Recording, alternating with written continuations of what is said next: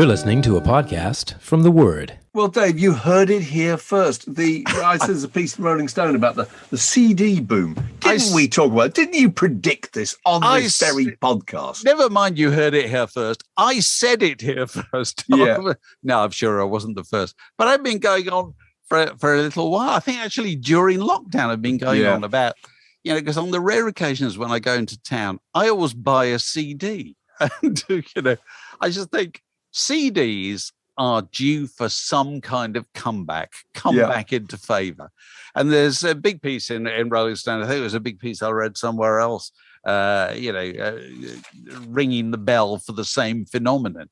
And, there's loads of people trying to argue for the unique properties of the CD. I don't know if they're that unique. But the fact is that at the core of this, it seems to me, is you have to have one physical format that's roughly affordable. Well, and it's affordable and it doesn't take up a lot of space. And, Absolutely. And it sounds incredible. And I don't know. It's funny. I was reminded of this the other day, just how much you value the physical format when I received a copy of this in the post. This is the new Half Man, Half Biscuit record, right? Sent by Nigel Blackwell of the group. And it's so sweet. And various people, Nigel Tassel and Stuart McConey, various others, have printed their little notes that he's written. And there's a handwritten note. This is so old school. This is a guy, I'm not sure if he has a computer. He certainly doesn't have a mobile phone. He certainly doesn't do any social media. This is a piece of kind of old school lined paper, torn in half so as not to waste any.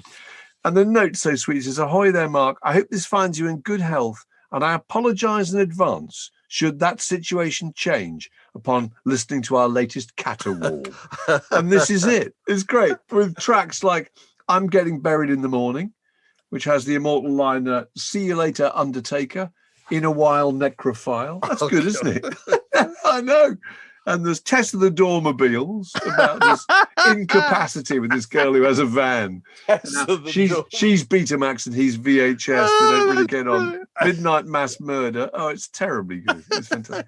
But isn't that's lovely? The idea you receive the record physically with a little note, handwritten note. It matters. But the great argument for the CD or the LP or anything, as opposed to streaming, is it's just a simple old thing. It's out of sight, out of mind. Yeah. Is that if you haven't got the physical thing somewhere near you, it's very difficult to think, I feel like hearing that or whatever, because everything else is just kind of numbers out there. And it doesn't seem like an event, does it? Clicking something and just listening to it. I suppose putting it on. So anyway, we were ahead of the game on that one. We're ahead of the curve in predicting the comeback of the CD. I must throw in this piece of correspondence from James Wilkinson. I thought you might like it. He says, "Did you see that Woody Woodmansey has been left out of the lineup for the upcoming tour of Holy Holy?" I saw that. They're very good David Bowie tribute band he formed with Tony Visconti's band, that's right. On account of him being unvaccinated. Is this the first instance of a band losing a member due to medical differences? It's good. Because various people have refused to play venues that insist on COVID passports and all that. But has anybody been booted out of a group for refusing the vaccine? I don't know. Not to my knowledge. There probably has been a case. How much do you have to care to feel? How strongly do you have to feel to edit yourself out of a group in a tour like that? It's incredible, isn't it? You think you just go along with it? If you know any more examples, we want to hear them. The Word Podcast, prime cuts of popular culture served fresh each week. So that link of Mike Campbell talking about the making of Boys of Summer, fantastic. We've both seen it. It's fantastic. It's just 8 minutes long. What a brilliant talker. And he's a really good talker. And he speaks unedited for 7 or 8 minutes and just explains how they came to make the Boys of Summer. And it's one of those amazing things where you hear these songs, you've heard them a million times, and you just imagine that they were always terribly considered and refined and organized and came out of the box and were just, they just polished them up. And no, this was a kind of spontaneous, almost an accident, really, wasn't it? Well, when is this? It's sort of 83, 84 or something like that. He gets, it all starts with him and Tom Petty used to go over to Leon Russell's house. Because Leon, they kind of knew each other, and this is before they'd really happened. And there was a guy called Roger Lynn who used to work in Leon Russell's house and used to disappear into a back room regularly. And they used to say, "What's Roger Lynn doing in there?" He said, "He's inventing a drum machine." And they all went, "Wow, what's a drum machine?" It's extraordinary to reflect. I know. In the early 80s, that was still this was, in fact, the Lynn drum. Very strange concept. And of course, he got his first Lynn drum, and Mike Campbell managed to buy a Lynn drum from him at mate's rates and took it home. And as musicians will do, he just tinkered with it. He just played with it again and again and again. And it's a classic case of what Alex Gold frequently says is that what musicians like most of all is a toy. They like a new piece of equipment. And that was an absolute classic case. So there was no instruction manual. There was nobody to tell him how to use it. He just sat up all night, he says, playing with this until he developed some kind of rhythm pattern that he just liked. It was within his capability. And then he started playing a guitar figure over the top of it. And eventually he thought, I've got something catchy here. It's the beginnings of something here. And then he took it to Tom Petty and the Heartbreakers, didn't he? And he they said it was too jazzy. Took it to Tom Petty and Jimmy Iovine, the producer. And they said, well, it's too jazzy for what we're doing at the moment, but there's something there. And so later on, Jimmy Iovine gets in touch with Campbell and says, he'd been talking to Don Henley. Don Henley is making another solo record and is looking for ideas and songwriting partners and so forth. Why don't you take it to him? And so it's all kinds of things in this story that made me want to stop and just reflect on the reality of musicians' lives. So Mike Campbell goes over to Don Henley's house and he's never met him before. Yeah. That's the thing. You tend to think that songwriting partnerships start from mates. There's a rapport between them. No, he didn't know the guy at all. He took along his cassette of his drum machine pattern. And he and Henley sat at different ends of a long table. And he gave it to him and he put the cassette in the cassette machine. And Henley, he says, listen to the whole thing without cracking any kind of expression. No, he thought he hated it, didn't he? And then he went home, and I think the next day Henley rang up and said, "I have written the best set of lyrics I've ever written in my life." I think it was less than a day, he says. Amazing, he rang him up. Really? But then I think all sorts of technical problems happened that he tried then to make the proper recording. He had to load up the drum pattern on a cassette and it wouldn't load. And it looked like he was going to lose it. And therefore the entire song was in the balance. By some miracle it loaded. You see, this is around about the same time, Art, that you and I used to do stuff on Amstrad computers. That's right. Remember? And frequently, journalists used to ring you in the middle of the night saying, "I'm distraught. I think I've lost my 4,000 words on Devo." Whatever. And you'd have to talk them down like suicides off a ledge, There's a way we can preserve this. Well, Mike Campbell found himself in a very similar position with his golden little track for Boys of Summer. Yeah. He thought this is going to be, and he finally got it to load, and he said to them, "Quickly, tape it. You've only got one go, And so they did this.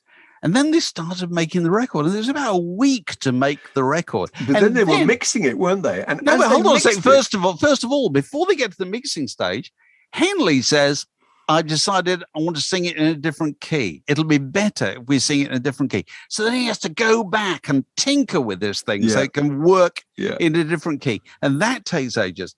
And then when they get to the point where they're finally mastering this thing, he notices they're running the tape, and then they've got the mastering machinery here, the disc cutter, whatever. And there's tape spooling out of the machine onto the floor. The backing is coming off the tape. He thinks this is going to get lost again. And then some guy miraculously manages to put it back together again. And this absolutely golden record comes out of all this tinkering and confusion. And as Mike Campbell reflects, he says, "That song's been very good to me. It actually bought my house." That's right. It's a beautiful moment. It ends with the moment, doesn't it, when he is in Don Henley's Porsche and they hear it on the radio, and it's played by, I don't know which radio station it is, three times in succession. And he thinks, that is a hit record. It's just lovely. But I love that. I love that whole thing. I love that thing with accidents, that serendipity about records, don't you? And it's also fascinating. It draws attention to the fact, as we frequently reflected here, that making records is above all a collaborative process. It's not completely. It's not one genius in a room having a brilliant idea. That's the song. The record's a completely different thing. It's loads and loads of people pitching in with loads of different things. And of course, the other thing that struck me when I was listening to it this week and reading about it, because I've just become obsessed last week with this, is that one thing about the Boys of Summer's success that meant a lot in America, doesn't mean anything in Britain at all, is the title, The Boys of Summer, and it's in the lyrics, my love for you will still be here after the Boys of Summer have gone. The Boys of Summer is the title of one of America's most cherished and celebrated sports books. It's a book written by, I think, Roger Kahn in the 1970s. So we don't have that connection at all, but I didn't know that. It's about, and the Boys of Summer is about the Brooklyn Dodgers team of the mid-50s and what happened to them afterwards. So baseball in America is like cricket. It's actually nostalgia. That's the appeal of it. Baseball people always think life was better back then, the golden days. That's right. And so the Boys of Summer as a title has that kind of emotional freight to it, So, he took that, quite rightly he took that, so Don Henley clearly has a huge part in it. Clearly, Don Henley's a remarkable singer, and he wrote a really good song. But how many people contributed to that, to the kind of masterpiece that eventually came out at the end of it is just amazing to reflect upon. The Word Podcast. Fix yourself a drink, and it's like being in the pub. Oh, we're joined by Patreon supporter, legend of the Word in Your Ear, massive, Mr. Keith Atley, on the occasion of his birthday. There are major events in the calendar. The Queen has 2 birthdays. I'm sure Keith eventually is going to move to a similar position. But it is your birthday once again, Keith. It is. Thank you very much. It was congratulations. Yesterday, but thank you very much. Oh, it was yesterday. How did you celebrate this great event? Well, I was working because it's market day. Of course. Remember, I am an esteemed trader on St Albans Market. In good standing. That was very good. So market day, and then came home and had a very nice, Alex would approve, homemade vegan sausage mash and onions meal. You can't beat Smo sausage mash and onions.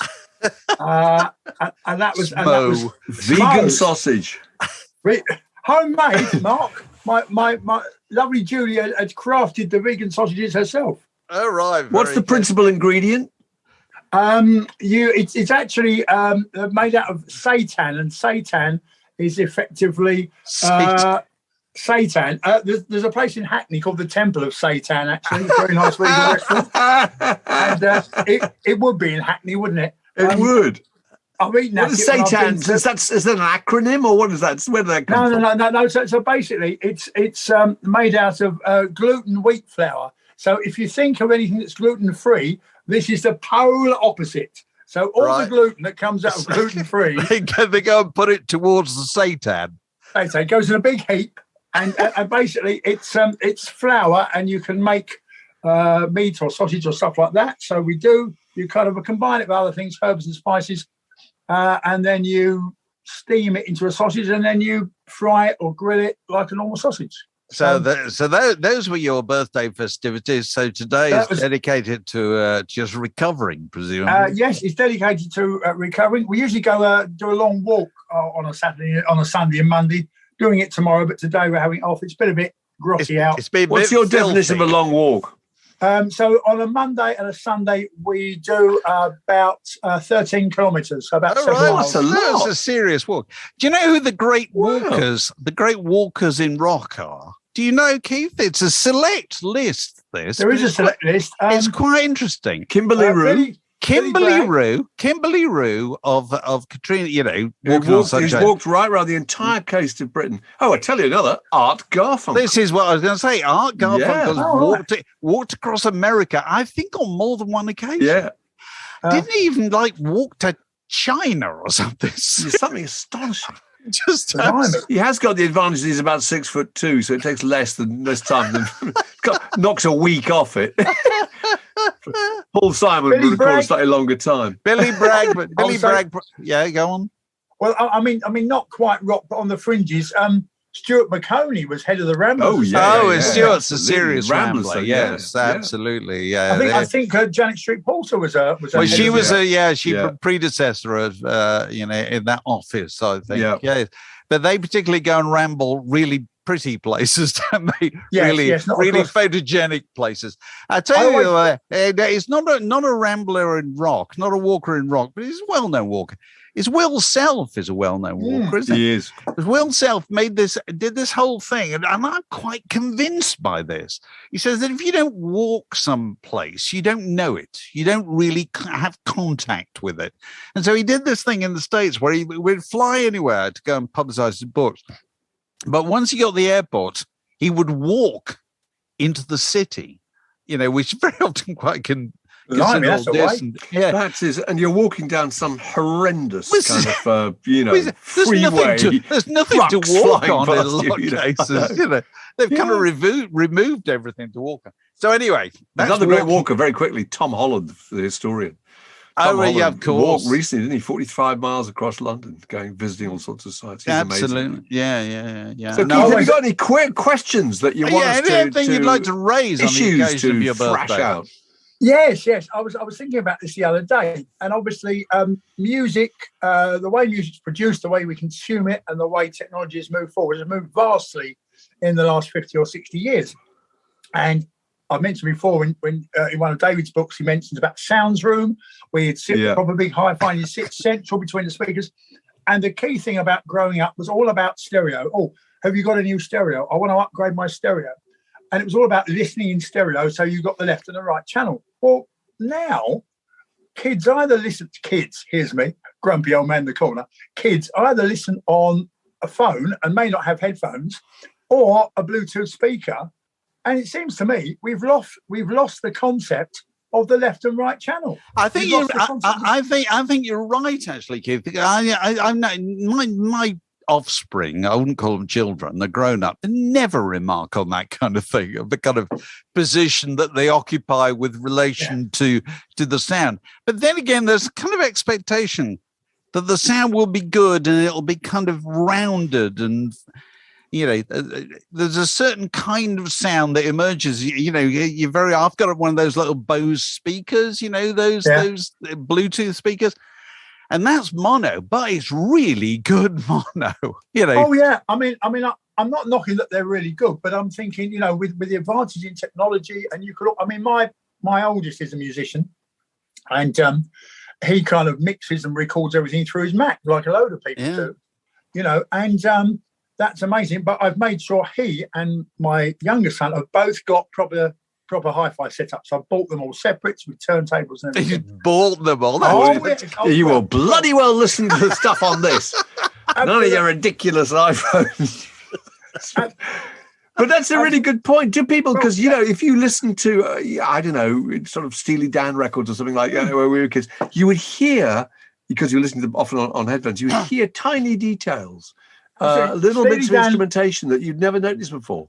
Steely Dan, exactly, because it follows on from a question I put in a pod about 3 or 4 weeks ago, when I said I bought a new amplifier, not brand new, but a good old Mr. eBay, a Marantz amplifier.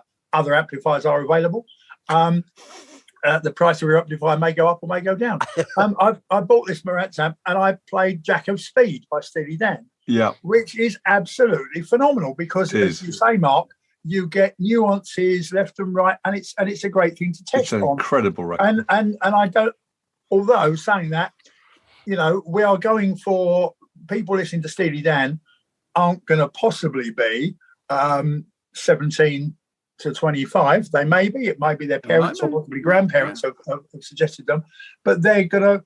I don't think the music that's produced today they get the full benefit and appreciation from I know I'm a grumpy. But don't you think if you look at the history of recorded sound, the technology has changed absolutely all the time. Oh, phenomenal. And every time it changes, people think it's changing for the better. It's just changing for different, really. Yeah. It's very, very often the case. And, people don't have hi-fi setups, but I think a huge number of younger people do listen on headphones nowadays. I mean, people spend money on headphones that previously they used amounts on headphones. Yeah. That previously they used to spend on a home system, don't they? They spend hundreds of pounds. Absolutely. You could spend. I always get purely just to gloat one of the hi-fi magazines every month, just to have a read on. And yeah, there's headphones in there for like £5,000-10,000. That's ridiculous. I mean, I've got a couple of decent pairs that weren't anywhere near that. Like just over 100, but they're still perfectly good. And my old magazine editor is coming out at me now. You'd immediately think you want to write a piece about that. You want to get somebody to listen to the same record on a £10,000 headphones, £5,000 headphones, right down to this kind of thing, and note what the difference was. I'd be really interested. Well, it's all so subjective, and I think it's all to do with what you know about what you're listening to, and what you know about what you've paid for what you're listening to. Yeah, I mean the other interesting fact I would say is obviously. With the re-emergence of the vinyl boom, obviously, the likes of us have never left the vinyl boom. Yeah. But people, 18, 19, and they like the idea of vinyl and they've seen it and they buy themselves a vinyl player, not a turntable, vinyl player. Yeah. Well, that's usually a small box with built-in speakers, and they're probably going to get the same, if not worse quality than just from a pair of, iPhone headphones or from a pair of headphones. So, yes, they've got a lovingly warm, a thing that gives you a lovingly warm sound when it's played on relatively good stuff. This reminded me of when I was going through my collection the other day and looking at tubular bells. And on the back of tubular bells, it says down the bottom, along the lines of, this must be played on a proper hi-fi, not on a tin box. If so, hand it into a police station. Is it really? On the bottom of tubular bells, on the back of the sleeve, it's got that. I'll take a copy of. I'll take a photo of it later, and I'll tweet it. That's really interesting, and that will start this will run and run actually. Instructions. This is open to everybody. Actually, instructions on the back of records about how you should play them and so forth. We were talking recently a record that was made to be played. This record must be played loud at low volume. I can't remember what the record was. Who was it? Was it Dr. Feelgood? I can't remember. No, I don't think it was Dr. Feelgood. Whatever. But little instructions written about how you might play stuff on records. We want to hear them. I'm sure you've got your own samples that you can add to the conversation. Keith, thanks very much for joining us. And thanks very much for raising that important burning issue, which will now animate the Massive over the next week. And obviously you've had a good birthday and have a good recovery day, Keith. Yes. This is a junction in the word podcast. It separates that bit from this next bit. I like that picture you tweeted that was sent to you of the two football players. It's a real old head's gag, isn't it? It's two guys. You can just see the back of their shirts. They're both Cardiff City members, I think. In the defence, are they? Aren't they the defence? They are the defence. They are the defence for Cardiff City. So their defensive pairing is okay, Mark. Here it is. It's McGuinness Flint. I'm sorry, but to me. And to you, and to people of a certain age, that is hilarious. Alex looking blank, absolutely blank. I'm starting to think there's got to be more of them. There must be like a Manfred and a Man. You know what I mean? Or a Hall and an Oates. Yes, that's what we want. Well, Spurs have got a son, so all you need is a Mumford. There must be a Mumford somewhere. Get them together for the photograph. Just get one in for one game. Maybe almost worth it. Ferdinand. There's got to be somewhere. Absolutely fantastic. I love it. But actually, on that note, I don't know if I dropped into a bit of the Kidderminster Harriers game against against West Ham yesterday, the FA Cup tie, which is amazing. Had Kidderminster won, of course, it would have been, I think, I'm right in saying, the most historic defeat in the entire history of the FA Cup, because that's there are fighting talk. 115 levels below them. Places, not levels. Surely no, places. Places, that's right, levels. Sorry, places. But no, but the crowd, the camera occasionally panned in on Kidderminster supporter Robert Plant, which I thought was really great. Well, he's a local. He's local, Wolves and all that. They're near. But Kidderminster, I think, is his kind of patch, isn't it? Yeah, it is. He no doubt lives out there. But I thought that was really commendable, because, you get all these kind of Ed Sheerans going on about Chelsea and Adele about Spurs, and, they might go. I think it highly something in Adele's case, doesn't live in this country. But there's Robert Plant, in a place that it's a 6,000-seater, only 3,000 seats. And there he is, probably with his pucker pie and his, watery pint of lager. In disguise. I remember meeting him at John Peel's funeral, and he has this disguise, which he puts on this woolly hat and stuffs all his hair inside it. And I was really impressed that he was there. No, good man. Definitely. That's good, isn't it? Good for him. So, Alex, any other business? You sent me this thing from Giles Fraser? Giles Fraser, yeah. 5 in 5. Go on, set this up for us. Tell us about this. So it's all about all the bands, all the artists that have made 5 consecutively great records. I think in 5 years. In 5 years. In 5 years. Yes. And so I don't know. I've got a list in front of me. I don't know if these are the ones that you sent through to you. So it's got obviously the Beatles between 1965 and 69, Rubber Soul, Revolver, Sgt. Pepper, The White Album, and Abbey Road. The Rolling Stones between 1969 and 74, Beggars Banquet, Let It Bleed, Sticky Fingers, Exile on Main Street, Goat's Head Soup. Oh, I don't know. Goat's Head Soup. I don't know. I think that's pushing it a bit. I think you might. I think close to the wind there. Yeah. And then if you try and go earlier in the Stones, you end up with Their Satanic Majesty's Request. So you're scuppered each way you go. Record. The Who between 1969 and 73. Tommy, Who's Next, Quadrophenia. Oh, he says doubles count too, I think. I don't know about that. Elton John, 9 albums, including Elton John, Tumbleweed Connection, Madman Across the Water, Honky Chateau. 9 albums in 5 years. Well, he did. He put out an insane amount of records, didn't he? There was, I think, in 1971, I think there's 3 Elton John records. Yeah. There's Madman Across the Water.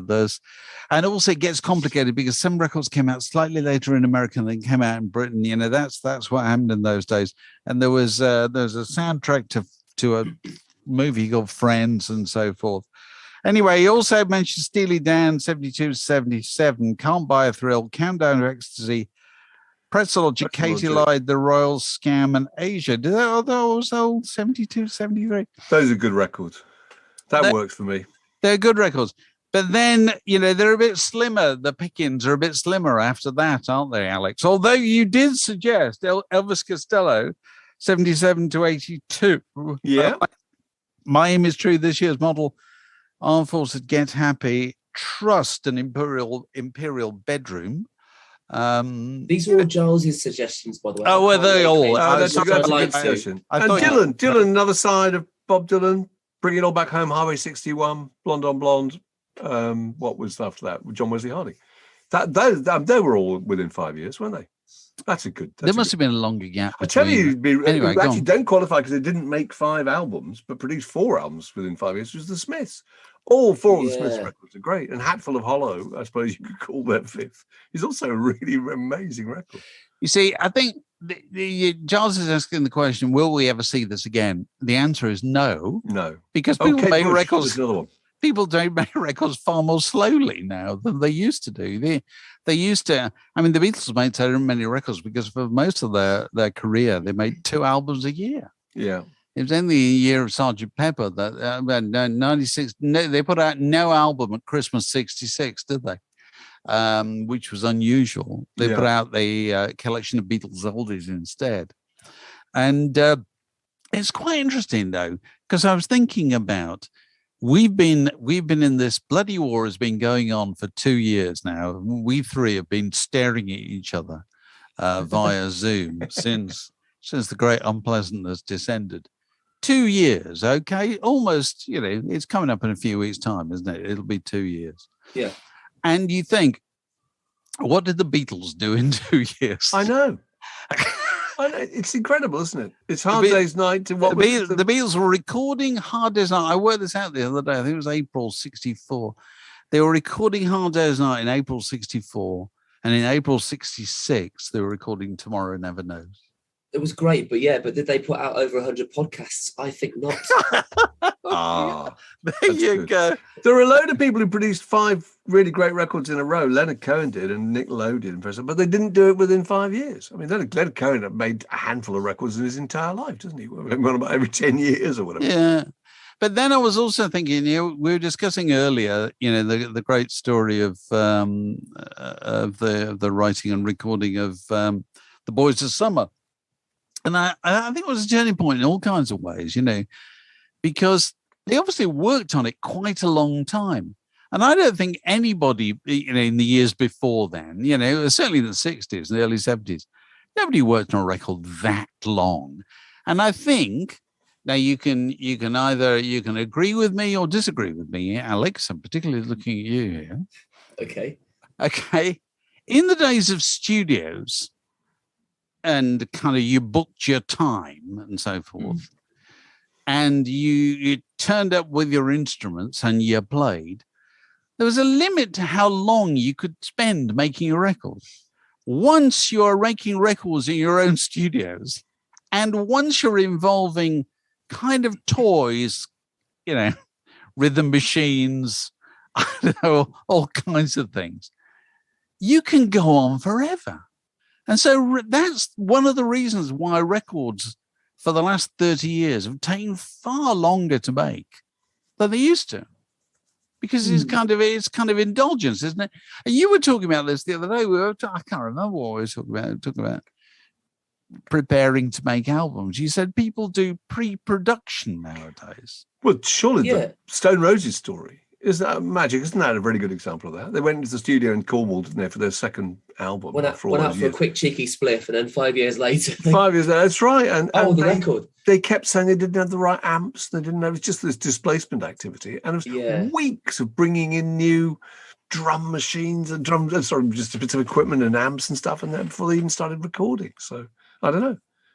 Too much choice. There comes a point where there's an old saying, a mix is never finished, it's merely abandoned. I'm sure. And that's kind of how it works. And I think with increasing budgets and better studios, the inclination has been to hold on to this notion of your perfect vision for longer and longer and longer. I guess the anomaly is the Beatles, because obviously they had the run of Abbey Road, yet they only worked slowly later on, because actually. And at the time, I can remember, and Mark will be able to remember, when Sergeant Pepper came out, they said, they've done a scarcely believable 500 hours in the studio or whatever. And you think, nowadays, people do that on a B-side. Yeah. How about it just seemed ridiculous at the time, because prior to that, the Beatles had been, you had a certain number of weeks to make a record, at the end of which you had to tour, or you had to do a telly, or you had your Christmas show fixed up. And the amazing thing is, even when they had the run of the studio, as you say, they kind of got on with it. They were a live band though, and bands. Well, they weren't in '69. They went in late '66, '67 because they'd stopped that totally. But they still kind of got on with it, They never wasted any time. No. I don't think they They were doing extraordinary things like Yellow Submarine. That wasn't a waste of time. It was just a huge, great experiment in creating lots of kind of sound collage and sound effects and nonsense. But it all finished up with the record. Whereas Pink Floyd spent ages bringing in bits of equipment, didn't they? And then trying them out. Absolutely. It didn't work. Absolutely. Well, famously, didn't they start recording? And your mate, John Leckie, was working with them.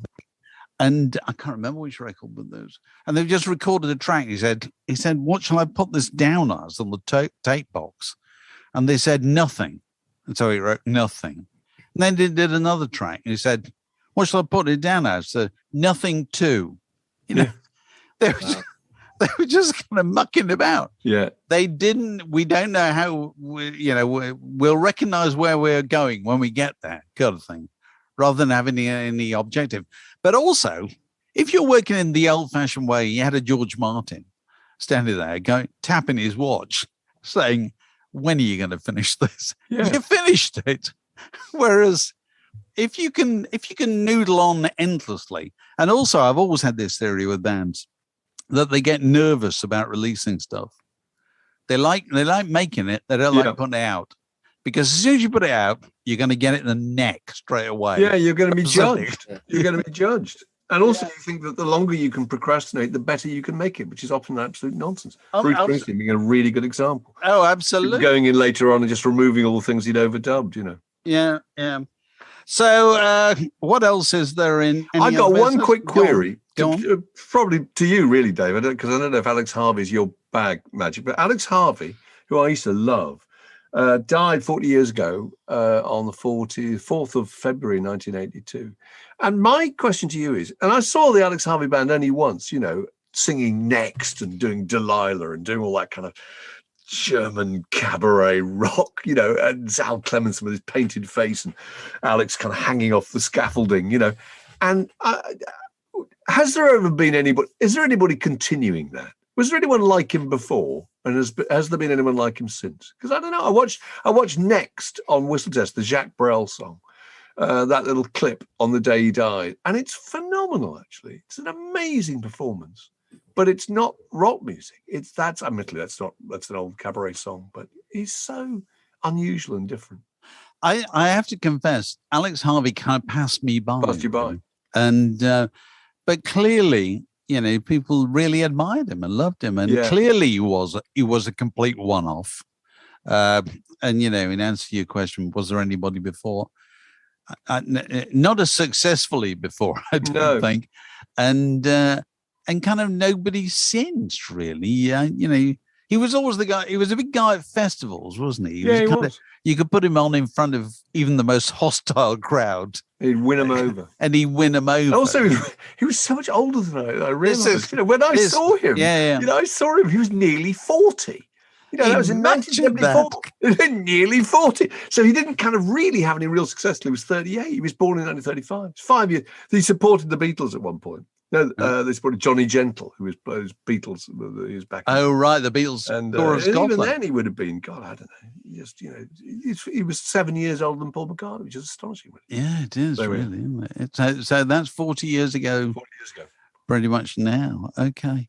So one thing on any other business, which we don't stress anything like enough, is that it really does help if you review these things or give them a thumbs up or whatever it is on whatever is your podcast carrier or whatever platform you happen to be on. All that kind of thing really does make a difference. So, if you listen to this and you enjoy it, please register your approval somewhere. And if you'd like to be one of our Patreon supporters, details are at patreon.com/word in your ear. And I think we should plug the Will Hodgkinson Word in Your Attic, because it's so good. We interviewed, we talked to Will, he's the music critic of the Times and an author, and he was just terrifically good. It was very good. He told this great story about choosing. Oh, there's a lesson here: choosing music to be played at your wedding reception.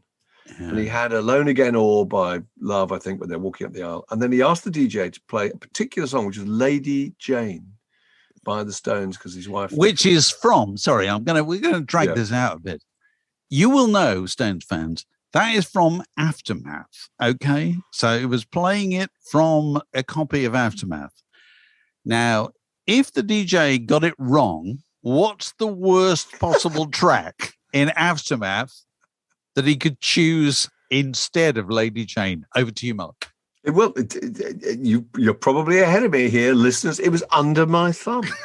So Will said that his fiercely Presbyterian father-in-law was not amused by this.